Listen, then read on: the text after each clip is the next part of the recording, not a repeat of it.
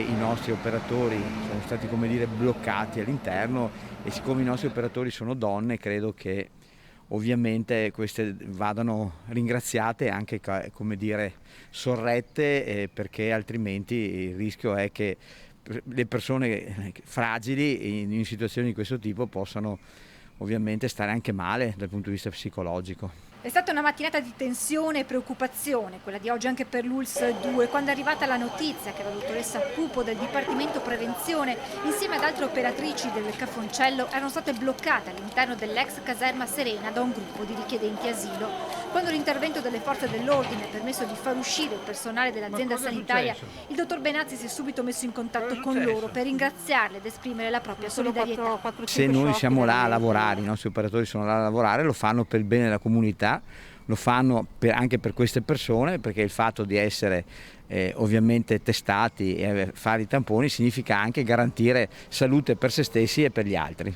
Al momento l'ULSS ha completato la prima tranche di tamponi all'interno della struttura. Sono riusciti a tamponare, a fare i tamponi a tutti i 330 residenti di Casier più gli operatori. Il dato positivo è che sono stati trovati solo 2 positivi, 2 persone positive, che naturalmente oggi abbiamo ricoverato in malattie infettive, e altre 2 persone che metteremo in isolamento, come dire, fiduciario all'interno dell'ospedale di comunità di Vittorio Veneto, che è ancora quota parte Covid. I risultati dunque per ora sono confortanti, ma in via precauzionale gli altri ospiti della struttura dovranno rimanere in quarantena. Gli ospiti dovranno stare in quarantena perché, come lei sa, si fa un tampone al tempo 0 e poi si fa un tampone al tempo 7, quindi dovranno ovviamente stare dentro, perché non è che col primo tampone potrebbero incubare, ecco, il virus, il Covid-19, per cui è il caso che restino all'interno di un'area circoscritta e non uscire,